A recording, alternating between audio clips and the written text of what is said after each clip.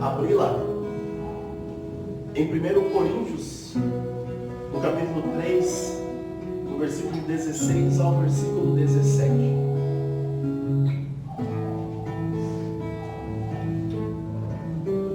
1 Coríntios, capítulo 3, versículo 16 ao versículo de número 17.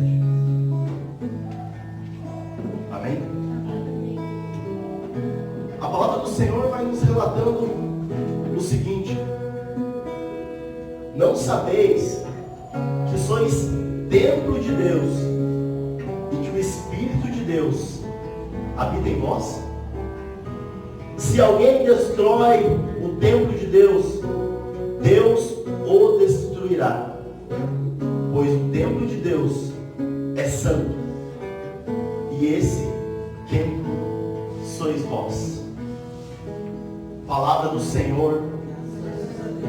Que você possa aplaudir a palavra de Deus.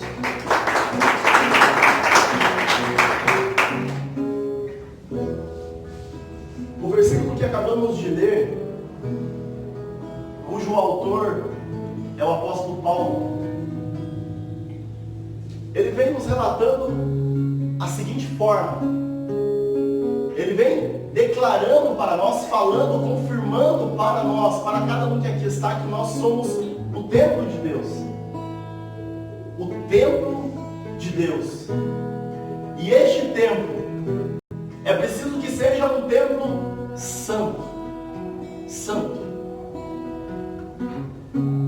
Toda essa narrativa que nós acabamos de ler vem trazendo um contexto em que o apóstolo Paulo está então em Corinto. E quando Paulo estava lá em Corinto e ele começa a auxiliar a igreja de Corinto, Paulo logo vai dizendo no capítulo 1, no versículo 7, que ele consegue perceber que a igreja de Corinto, que o povo lá de Corinto foi muito abençoado por Deus. E o porquê Paulo já reconhece isso?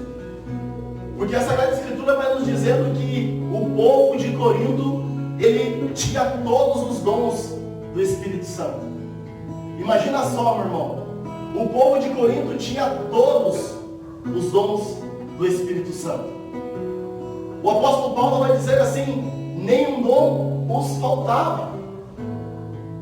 Aquele povo era cheio do Espírito Santo. Fogo descia naquele lugar, eu imagino. Eles caminhavam segundo as providências, segundo o que o Senhor os falava. Eles caminhavam segundo o Espírito Santo.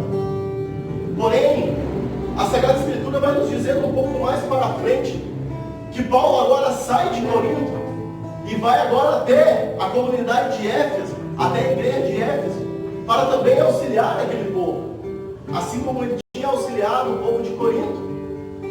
Mas aí começa, vamos dizer assim, um pequeno erro na igreja de Corinto.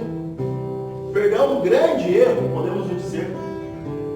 Porque Paulo começa a ouvir de algumas pessoas que o povo de Corinto agora está completamente errado nos caminhos que Paulo os havia ensinado. A Sagrada Escritura vem nos dizendo que aproximadamente 3 anos Paulo tinha saído de Corinto. Então nós conseguimos ver que somente 3 anos o povo de Corinto estava sozinho, sem Paulo, sem o apóstolo, sem os ensinamentos de Paulo, e já começavam a andar por caminhos errados. E então Paulo, ele ouve essas críticas, essas informações do povo de Corinto que estava totalmente errado, e Paulo escreve esta carta. Se nós formos analisar e ler todo o livro de Coríntios, nós vamos ver que Paulo dá ensinamentos, mas também Paulo exorta. E é nisso que eu queria chegar, meu irmão e minha irmã. No capítulo 1, no versículo 10, nós vamos ver o seguinte, isso me chamou muito a atenção. A Sagrada Escritura vai nos dizer o seguinte: eu vos exorto, irmãos, em nome de nosso Senhor Jesus Cristo, guardai a concórdia uns com os outros, de sorte que não haja divisões entre vós. E vamos parar por aqui. O Senhor colocava muito forte no meu coração esta palavra: divisões. Quando a Sagrada Escritura começa a nos relatar um pouco mais para frente, ela vai nos dizer que o povo de Corinto, ele começa a errar em seus caminhos, nos ensinamentos em que Paulo tinha dito para eles, porque acontece no povo, na igreja de Corinto, divisões. A Sagrada Escritura vem nos dizendo que um pequeno número daquele povo de Corinto, eles simplesmente seguiam o que Paulo falou. Outro número daquele povo da igreja, eles seguiam os ensinamentos que Apolo falou, ensinou. Outros, porém, seguiam os ensinamentos que Pedro, e outros seguiam somente o que Jesus havia dito, somente os ensinamentos de Jesus. Podemos dizer que o que Paulo entendeu, o que Paulo aprendeu, vinha de Jesus, é claro, é óbvio. O que Apolo entendeu e ensinava para aquele povo também vinha de Jesus. O que Pedro entendeu e aprendeu também vinha de Jesus. Porém, meu irmão e minha irmã, aquele povo começou a se dividir, mesmo sabendo que a fonte de todos aqueles ensinamentos era Jesus. E então a igreja de Corinto começa a fazer tudo de errado. A Sagrada Escritura vai nos dizendo que até incesto acontecia naquela igreja. Existia um fato em que um filho estava tendo relação com a mulher do seu pai. Olha a que ponto aquela igreja chegou. E então a Sagrada Escritura vai nos relatando que Paulo vai e exorta e manda esta carta para aquela igreja. E então, meus irmãos, aqueles que eram líderes da igreja, todos aqueles que participavam ali da igreja, por incrível que pareça, quando eles notavam os pecados que ali dentro da igreja, que ali dentro do povo estava acontecendo, para eles era como se fosse algo normal. E aqui eu quero chamar a tua atenção para isso. Não é verdade afirmar, amados irmãos, que em nosso tempo, muitas vezes o pecado vem e começa a destruir, de certa forma, aos poucos a família. E nós começamos a perceber que, aos olhos do mundo, aos olhos do povo, aquilo que está acontecendo na família é algo normal. Nós começamos a perceber que o cotidiano nos ensina hoje, em que o povo, o mundo nos ensina hoje, que o adultério entre meio ao casal, muitas vezes é normal. Nós vemos que muitas vezes pessoas que estão dentro da igreja têm uma mulher por fora, tem um homem por fora, e aos olhos do mundo isto é normal. Nós vemos, amados irmãos, em que filhos desobedecem pais, e talvez você tenha visto um vídeo que eu sinceramente achei, não tenho nem palavras para dizer. Uma moça, uma jovem, puxa o cabelo da mãe dela, porque ela quer ir a uma festa e a mãe dela, de certa forma, não está deixando. E eu fiquei abismado com aquele vídeo. E nós vemos hoje que não é diferente disso que está acontecendo aqui em nosso meio, aqui em Itaperuçu, aqui em Rio Branco. O jovem muitas vezes quer mandar em casa, quer mandar no pai e na mãe. O jovem muitas vezes acha que é dono do seu próprio nariz, mas ele não tem um emprego para se sustentar, mas ele quer mandar no pai, ele quer mandar na mãe, ele quer ditar as regras da casa.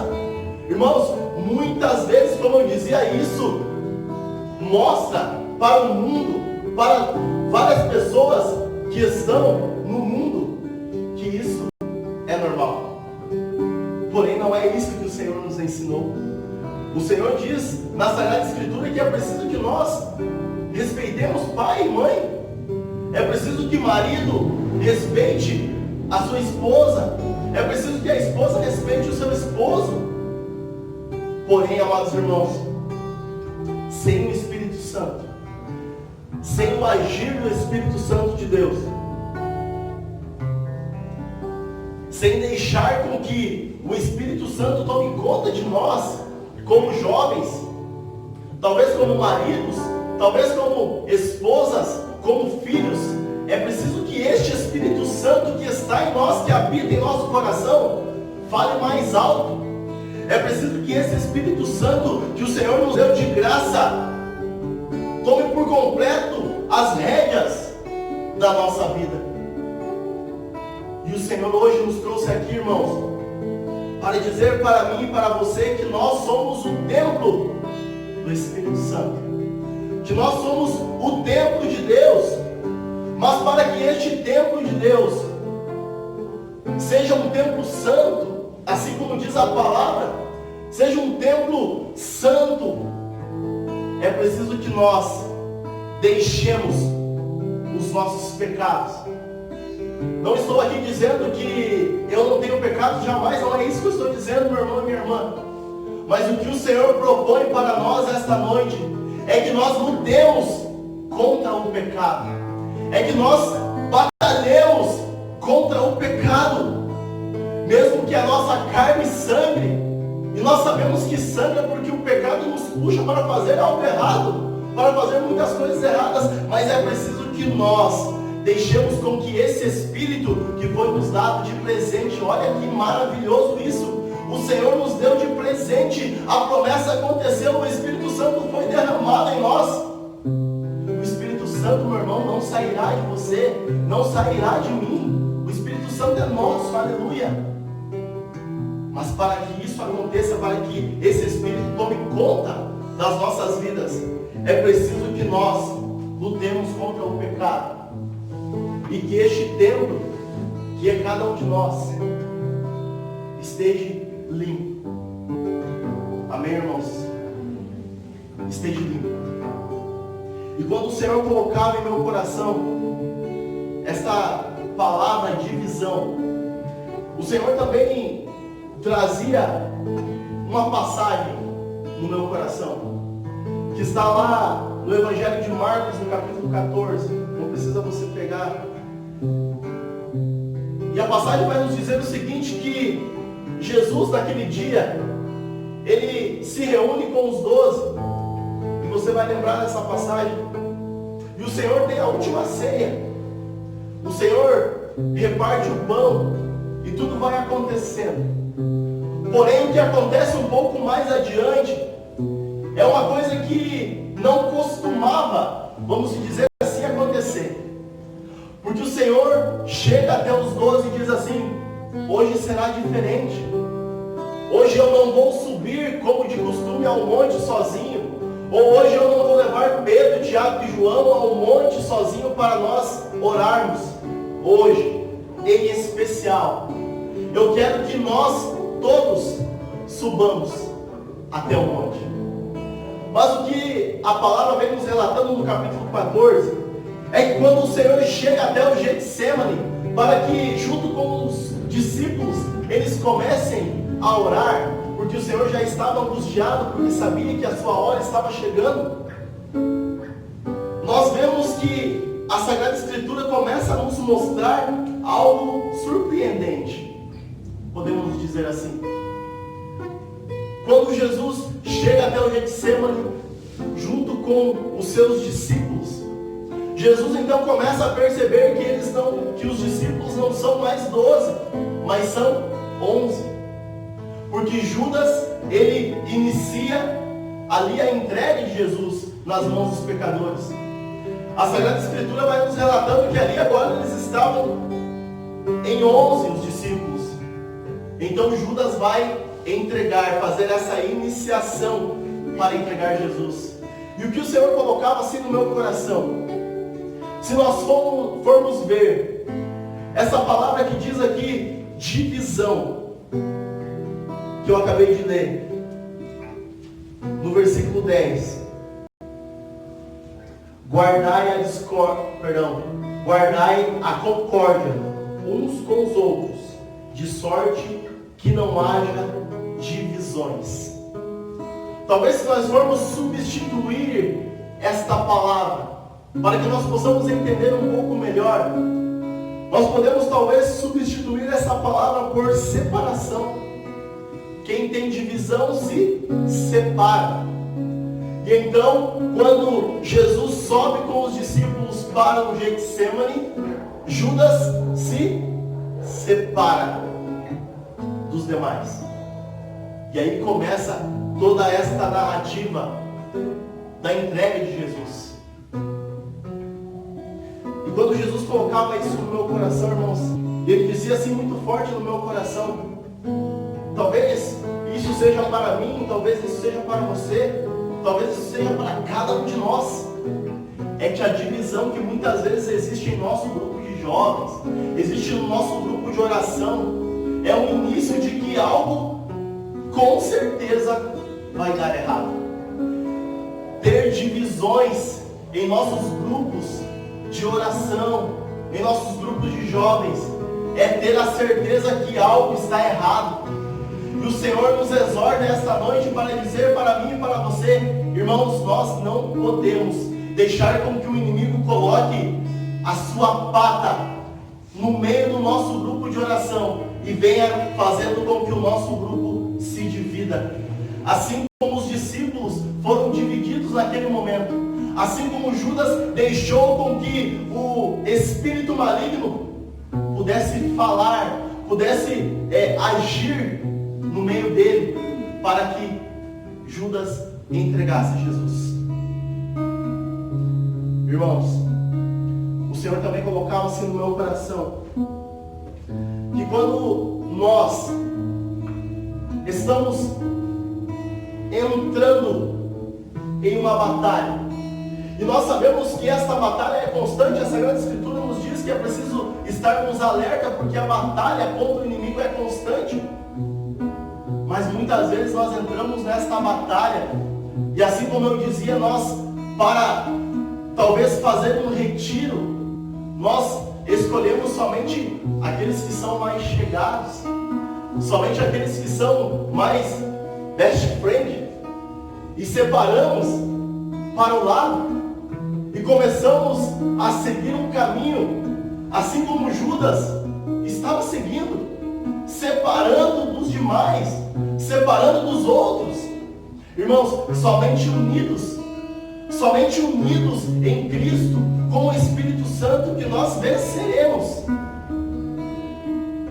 O Senhor fala muito forte que essa divisão é preciso que seja quebrada esta noite. Esta divisão é preciso que seja aniquilada esta noite. O Senhor nos exorta para que nós abramos os nossos corações esta noite e que nós falemos para o Senhor: Senhor, nós queremos a união. A união fará força. A união fará força em nome de Jesus Cristo. Irmãos, quando eu orava em casa, o Senhor me dava aquela passagem um pouco adiante, quando ele começa aquela conversação com a samaritana. Está em João capítulo 4, se eu não me engano. E vai dizer o seguinte: que os verdadeiros adoradores adorarão ao Pai em espírito e em verdade. E para essa noite o Senhor nos trouxe aqui para adorá-lo em espírito e em verdade. Assim como o Senhor escolheu Pedro, Tiago e João para se transfigurar na frente deles, aquele dia, aquela noite, no monte, o Senhor te escolheu para transfigurar-se para cada um de nós esta noite. Cada um de nós iremos viver o extraordinário. O que o Senhor coloca agora assim no meu coração é para que nós desejemos, esta é a palavra, desejemos para esta noite o extraordinário. Desejemos para esta noite viver algo extraordinário, porque esta é a vontade do Senhor. É isso que o Senhor quer de nós. Que você possa um pouco fechar os seus olhos e que nós possamos hoje nos lançar em águas mais profundas. Que nós possamos, nesta noite abençoada que Deus preparou para nós, mergulharmos em águas mais profundas.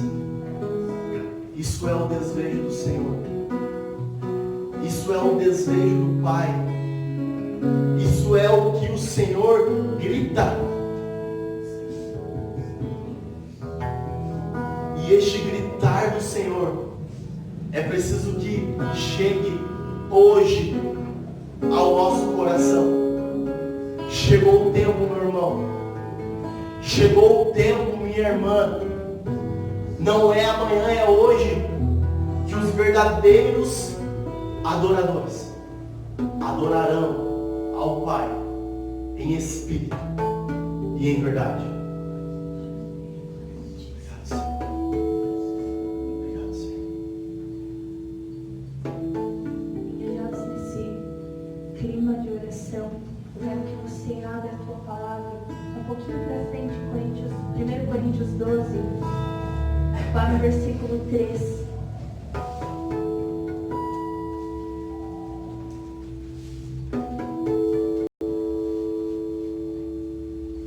Amém? Por isso, eu vos declaro, ninguém falando sobre a ação divina pode dizer Jesus seja maldito. E ninguém pode dizer Jesus é o Senhor, senão sobre a ação do Espírito Santo. Palavra do Senhor, graças a Deus. Para dar continuidade naquilo que o Jefferson falou, Paulo vinha exortando aquele povo, já que era um povo que não faltava dons. Sabe, um celeiro de dons? Um lugar onde você pode chegar, você sabia que iria encontrar profecia, uma palavra de visão, você sabia que ia ter uma pessoa que estaria lá entrando num êxtase de oração, você iria encontrar pessoas completamente abandonadas no Espírito, de uma forma completa. Há quanto tempo a gente não vê isso, hein? De uma forma completa. Aquele povo se entregou muito aos dons. Mas como nós somos humanos, nós corremos o sério risco de também nos entregarmos à vaidade. E sabe o que é o problema da vaidade? Era um pecado. E o pecado, consequentemente, nos afasta de Deus. Aquele povo entrou no pecado da vaidade. E começaram a se dividir, começaram a se separar. E drasticamente, dentro da igreja houve essa divisão. Haviam lá pessoas que tinham profecias, visões, falavam em línguas estranhas, e aquele grupo ficava separado dos demais, que tinham apenas oração em línguas, algo assim, dons julgados menores. Aquela igreja começou a viver essa divisão, e aí Paulo vem na carta aos Coríntios, no versículo 12, falar sobre o corpo, que é a igreja, que é comandada pela cabeça que é Cristo. Paulo vem falar sobre cada função que há nos membros. De tudo. Todas as nossas partes do nosso corpo têm uma função. Assim funciona a igreja. E Paulo exorta a eles que a igreja funciona dessa forma. Deixa eu contar uma coisa para vocês. Você sabia que se você tirar o teu dedo mindinho, você vai perder o equilíbrio do teu corpo inteiro? É muito interessante isso, porque a gente acha que o nosso dedo mindinho só tem a função de bater na quina das coisas, não é? Mas na realidade, ele traz o equilíbrio para o corpo. É tão pequenininho, mas sem ele é uma falta danada. É isso que Paulo vem chamar a atenção daquele povo, daquela igreja, que se não tiver um só daqueles filhos de Deus, um só daqueles templos, a igreja está incompleta. Quantos de nós estamos vivendo essa incompletitude assim? Quanto de nós estamos vivendo essa falta? Sabe, os nossos retiros eram muito voltados a primeiros anúncios. Hoje, nós temos pessoas que conhecem ao Senhor, pessoas que viveram a presença de Deus extraordinariamente, mas que não caminham mais conosco, que não entendem mais que fazem parte desse membro, que fazem parte desse corpo. Nós somos o corpo de Deus. Nós precisamos tomar posse da nossa função nesse sistema. Nós precisamos começar a dar equilíbrio a esta igreja. E a nossa falta aqui vai desequilibrar a igreja. A tua falta aqui vai desequilibrar a igreja. E dando continuidade, o que Paulo queria dizer com aquela exortação, na realidade, é que aquele povo conhecia o Senhor, mas eles não tinham sabedoria do que o Espírito poderia fazer neles. Conhecer é diferente de saber. Por isso que a palavra de Deus, ela se refere muitas vezes quando quer falar de uma amplitude maior, fala assim, a mulher sábia edifica a sua casa. O homem sábio comanda o seu lar. A sabedoria de Deus, a sabedoria não é apenas o conhecimento. Quando nós vamos procurar no dicionário, o conhecimento, ele fala sobre uma coisa que você sabe o que é, superficialmente. Você pode procurar lá depois. É uma coisa que você apenas conhece. Quando você tem uma sabedoria sobre algo, significa que você conhece aquilo muito bem, de forma muito ampla e muito profunda. O que Paulo queria para aquele povo, que o Espírito Santo tocava no coração de Paulo, tocava fortemente nele, é para que ele exortasse aquele povo para que tivessem sabedoria do que é o Espírito Santo. Sabedoria. A divisão causou àquele povo apenas um conhecimento de viver o superficial, de viver algo que não estava sendo, sabe, que o Espírito Santo não estava tendo aquela liberdade. Quando Paulo vem trazer a eles que eles precisam ter a sabedoria e que cada corpo precisa saber a sua função, que cada corpo precisa saber que se ele não estiver, cada membro, precisa saber que se ele não estiver ali, o corpo não vai funcionar direito. Paulo queria trazer eles a águas mais profundas. Mas sabe por que essas águas mais profundas? Não só do conhecimento da palavra, não só do conhecimento de quem é Deus, do que Ele pode fazer, mas vivência.